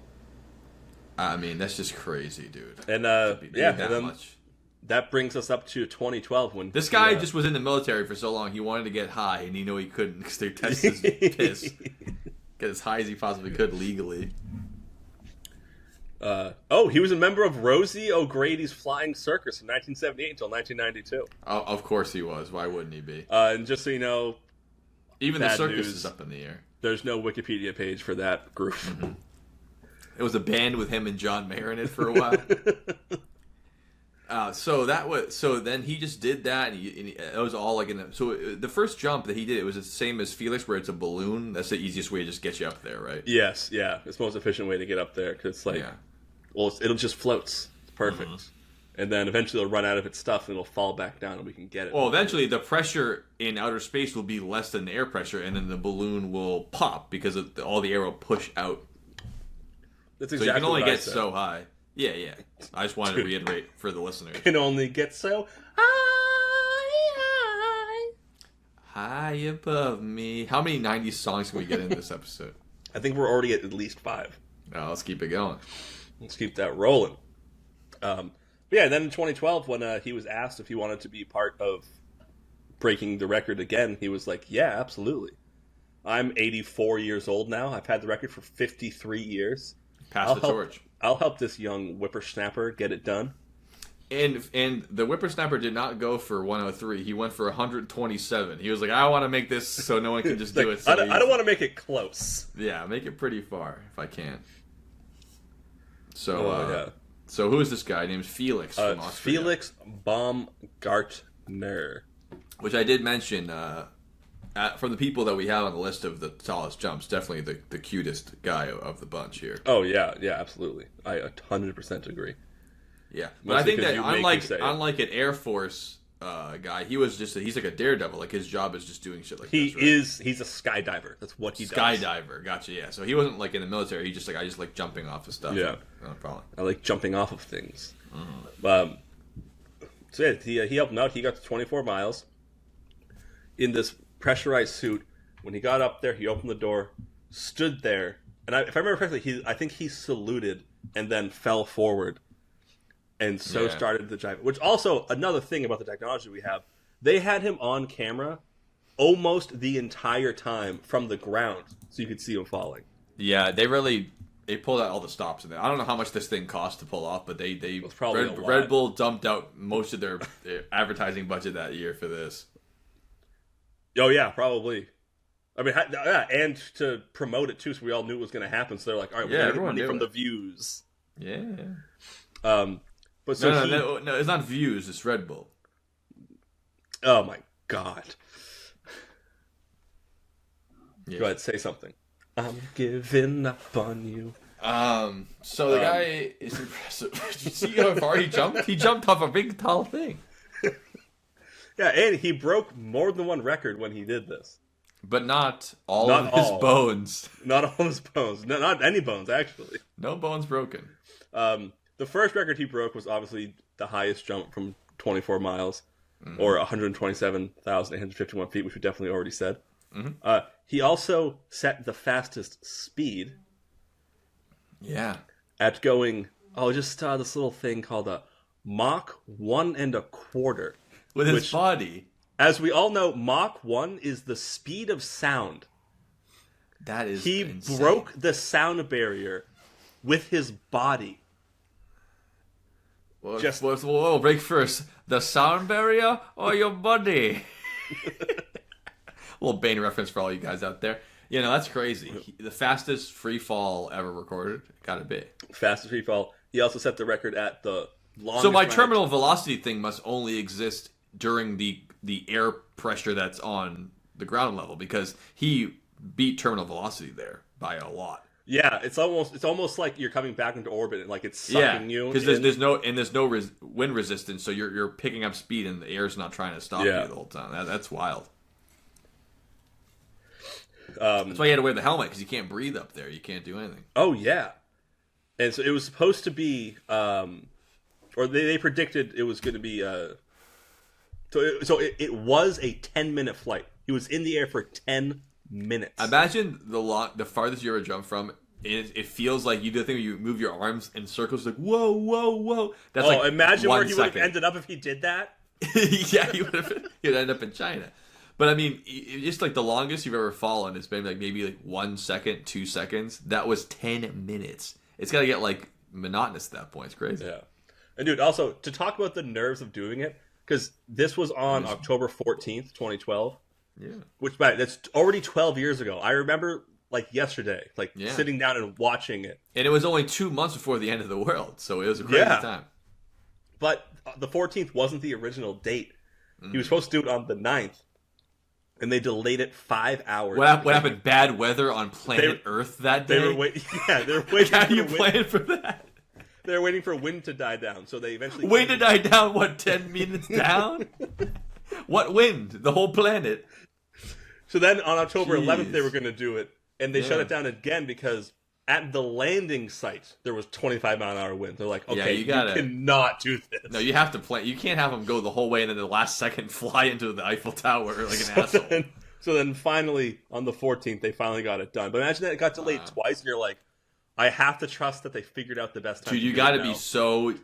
Your nerves have to be crazy. The whole week you're like, am I doing it today? I don't know. Like, not knowing's got to be crazy too. Yeah. Oh, here we go. I found a nice little timeline we can follow because Joe and I always memorize all this info. We never read any of it off Wikipedia. We like a good timeline, though. We do like a timeline. So they launched the balloon. Yes. And it took him 2.5 hours to get all the way up. Imagine the longest roller coaster. He could have almost flown from Boston to Orlando in the time that he just sat there going up, being like, all pressure's good. The whole time, just ready waiting. Thrusters. Yeah. He could have watched the Flintstones movie and Viva Rock Vegas, and he still wouldn't have been done getting ready for the jump. That's how much time he had. Yep. So he finally got up there to the 24 miles, and had to go through miles. he had to go through the depressuring process so he could open the door while still being able to actually open the door. Yeah, he didn't want to do a fucking that lady's name I said earlier and just get sucked out. Right. That would stink. Then he jumped. Mm-hmm. So he was at 127,000 feet when he jumped. Mm-hmm. By the time he got to 98,000 feet, he already reached the speed of sound. So that was as fast as he's ever going to go already. That's crazy. Yeah. And he reached. So the official miles per hour is 843 miles per hour. Damn. It took 40 seconds for him to get from 0 to 843 real quick. So he might get that record too. Fastest acceleration by a human body, not just fastest speed in total. How could you get that fast? And so it was fully 10 minutes. He deployed his parachute at 4 minutes and 16 seconds. Wow. So think about that. So the 6 he does his most parachute. of the jump. He still has 6 minutes of and he was already going past the speed of sound before the parachute. How do you know when to deploy? The parachute must have. Imagine the jolt. I feel like you got in a car accident. I know. Well, also, so he ended up deploying it earlier than they thought he was going to because their goal was 5 minutes, and it must have been after like a little over 4 minutes. He was like, He's like, no. I have to. I made it this far. I'm not dying now. Yeah, because I believe I can't find it again. I should have written this stuff down, but I believe one of the records he did not break was longest without a parachute. Because he was going that much faster just from being that much higher up. I think so. He had to deploy it sooner. Yeah, absolute badass, just outrageous. Like I said, we all watched it happen live. I mean, what an event! Yeah. What an event! It was fantastic. We love it. I can't wait to watch it again when I'm editing this podcast. But that being said, I did go into this week thinking that was the record because obviously, if someone was trying, it happened in 1960, then 2012. If it was going to happen again, we would have heard about it. Not so. I look it up today to make sure. So. And he doesn't have the record anymore. The record's been broken since, and Red Bull didn't even bother to sponsor it. There's some technicalities in there that kind of. Sort of keep him having the record. All right, great. I want to hear what you hear about him. Hear all about them, I should say. Yeah, I was also surprised to figure this out, especially because this one doesn't make any sense. Mm-hmm. Robert Allen Eustace, born 1957, American computer scientist. Yes. I like America taking it back though. America's taking it back from the Austrians. Yeah. Basically, this guy jumped. So Elon Musk could fly. Because he's just a super rich dude that's smart and was like, I'm going to jump from space. There's nothing you can do about it. Yeah. I'm not the guy for the job, but I will pay you to make me the guy. Senior vice president of engineering at Google. Oh, God, I hate rich people so much. And he was that when he jumped. Good for him. Good googly moogly, fat man. Oh, because this guy Eustace jumped at 135,890 feet, so almost 10,000 feet higher than old Felix. And this guy must have. And Red Bull didn't even sponsor this shit. He paid for it himself, right?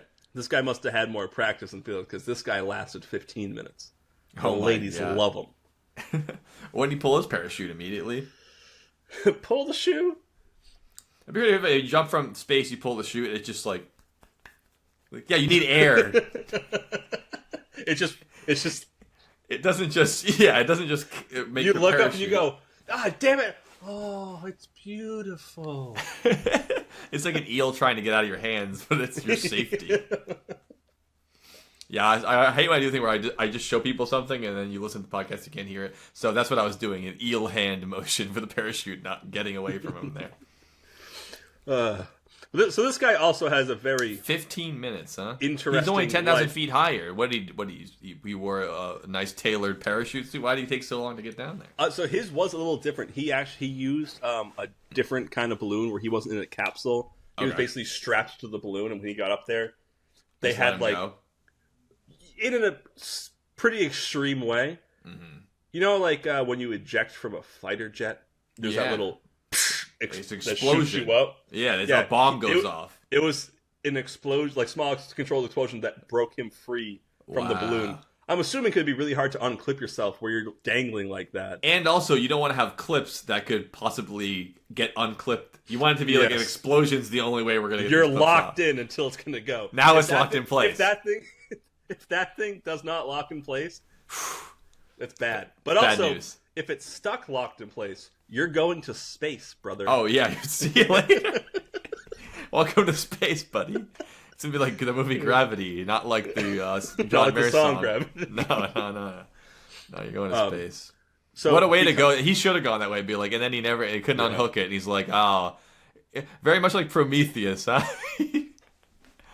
No, not Prometheus. Icarus. He flew too close to the sun, and then he became the sun. It became the sun. You wake up, it's you.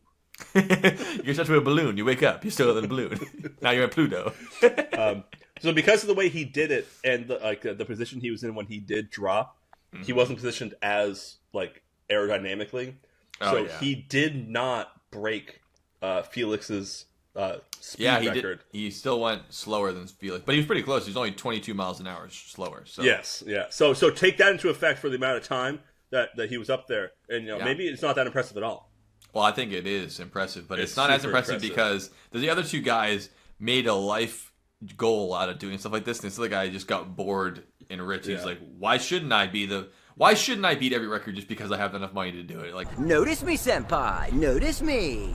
I guess if you want to. You know what he was doing after college? You want to know? What's that? He was working at Disney at Fantasyland at Disney. Oh, good. He was a cast member. He was selling popcorn and ice cream. Wow! While also working on the monorail. Monorail. He's an engineer, baby. Which means Disney doesn't pay enough of their monorail engineers. They still have to go around slashing the hash of selling popcorn and ice cream. It is so hard to believe he just wanted to work at Disney so bad. He's like, I work on the monorail, but I don't get to see the park. I can't really smell the vomit and cotton candy. That's not the Disney World I want to see. The Disney World I want to see is full of rich people selling cotton candy to strangers. That's the world I'm looking for. The experimental prototype city of tomorrow.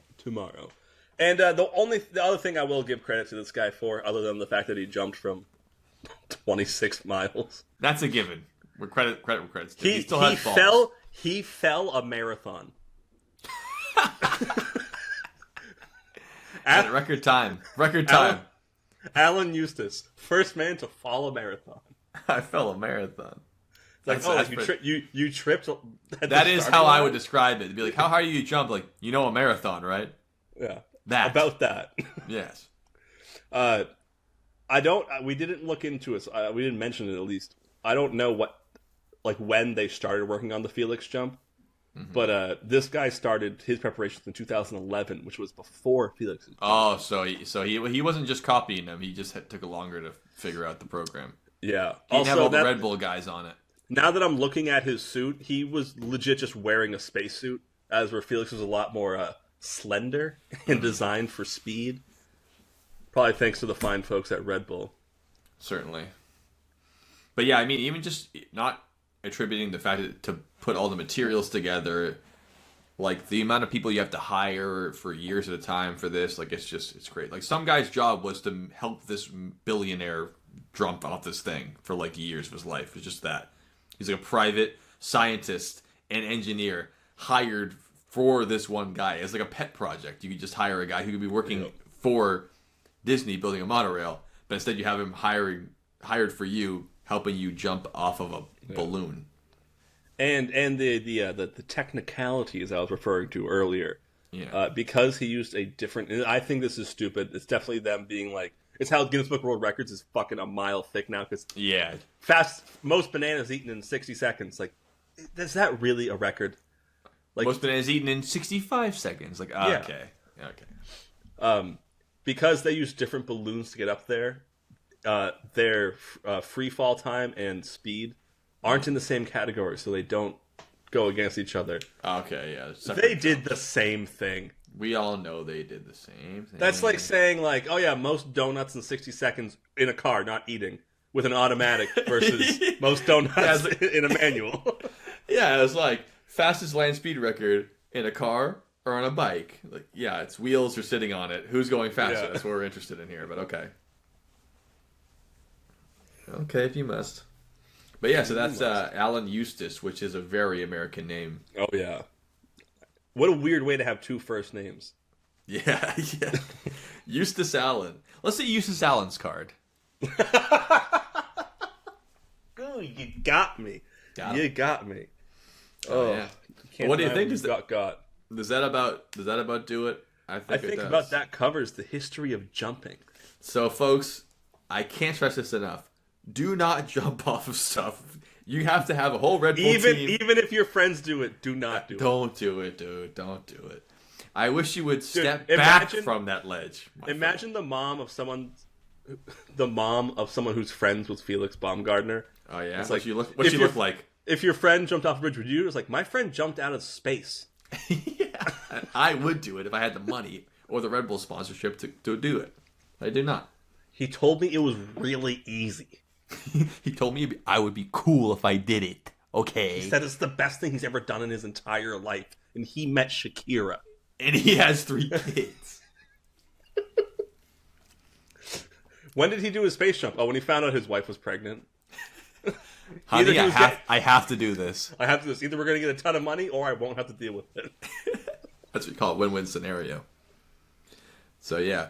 I think we'll take our break to get our final toast going here, folks. Yeah, and it will be quite a toast because it's the last toast of the year.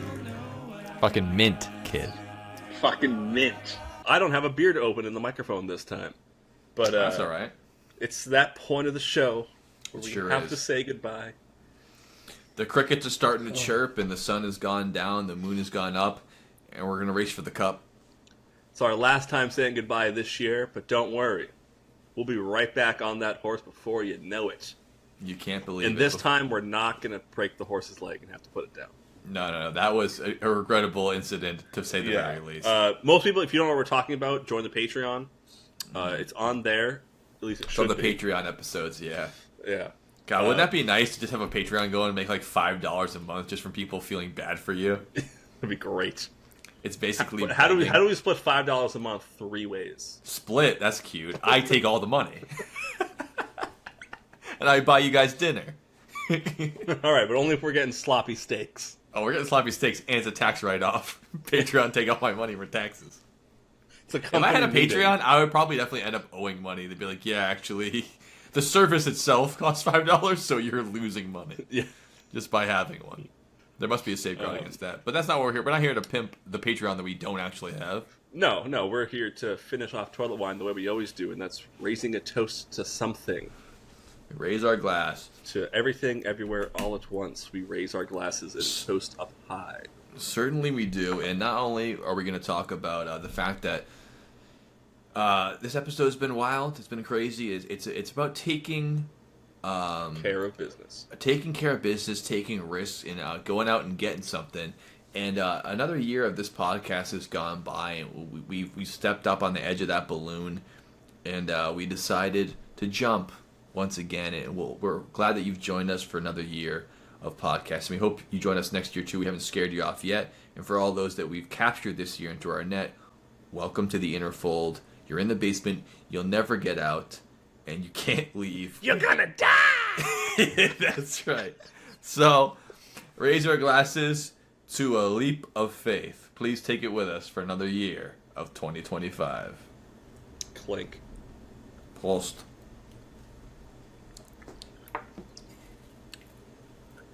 And with that, we're free falling. count it.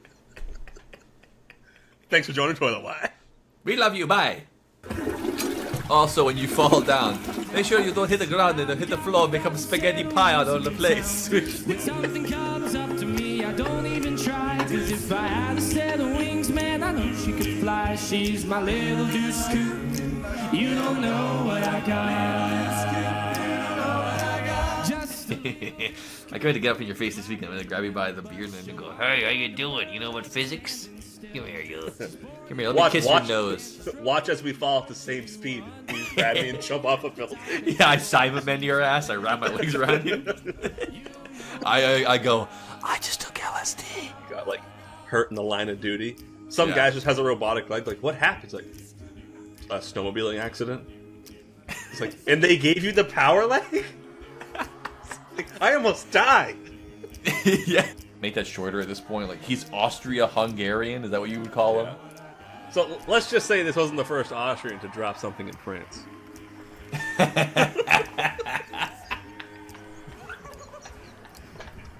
An autopsy was done on his body. They found that he died. We found he died of falling very far and hit his face on the floor. It says, my friend, he died of splat on the ground. You don't know. You have to call me for this on Sunday. The world's first case of death by splat. This is Sunday morning. He splat everywhere. You need to call me for this. You don't know how he died. You want to watch it. He looks like a can of spaghetti or spill on the floor. You're gonna ask me how he died. You know how he died. You watch it. Oh, was it the briefcase? You knew?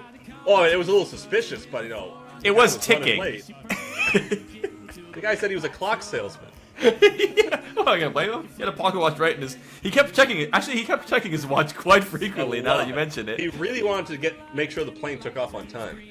Yeah, and he kept asking me if this is as high as we're gonna get, and I asked him, "Sir, Speaking of BTO, if the plane's on time, I can drop my bomb by 9. That man was taking care of business, you see. And here's the other reason why he didn't get the record. He died. He got splat on the floor all over the place. He didn't survive. He died in a base jumping accident in the Himalayas. Is the jumper? Go ahead. Oh, you don't want to do it this time? You can put the past away. Wish you would step back from that ledge, my friend. Okay, good. He fell a marathon. Yeah, well, the wind didn't really help him that day. In fact, it was a bit of an issue. Let's say you use Alan's card. Oh, you got me. You got me. Don't talk. Dude, Wallace is coming to Christmas this year. He's very excited. Oh, man. Well, when this episode comes out, you guys will already know what's happened, and you'll see him. You will see him soon. He got invited to Christmas like Nate Rand at the cocktail party. People are not ready Nope. for what's about to happen. I'm a genius and Dylan's dumb, and that's going to be forever. That's the gospel Wow. truth. Sums up everything. Hell yeah. You're going to be with spaghetti and cigarettes all over the floor. I love when people call the ground the floor. It's like, it's not the floor. You're not inside. The floor. It's such a pet peeve of mine, but I think it's funny when people are like, Peter he pushed me. Peter the floor. Yeah, he pushed me, and I fell, and it was on the floor. I fell on the floor. I'm like, you're in a parking lot, sir. There's no floor here. I'm not your floor, buddy. This man, he trip and fall. He land his spaghetti and his linguine pie all over the floor. He's done that. His trousers are on his ankles. His dignity is all over the floor with his pants and his spaghetti all over the place. Now, I do have one question for you. Of course. Why are we still recording? We're not. We're done. It already stopped. Oh, mine says it's still going. Okay, maybe it is. Mine is stopped. Oh no, we're still going. That's even better. Hey, folks, this is what happens after the podcast ends. The hits keep coming, baby. They don't stop coming, and they literally do not stop coming. They can't stop coming, even if they wanted to. They have the disease where the guy's at his dad's You funeral. made it what it's like to come 10 times at your dad's funeral. Over the casket. Excuse me, my friend. Stop putting spaghetti pie on your father's face. He's passed on. He hit the floor, and he's all in pieces all over the place. Oh my gosh. Alright, should we stop it now? Stop what? The podcast. It's still recording. We're doing a podcast? Okay, we'll see you guys next year.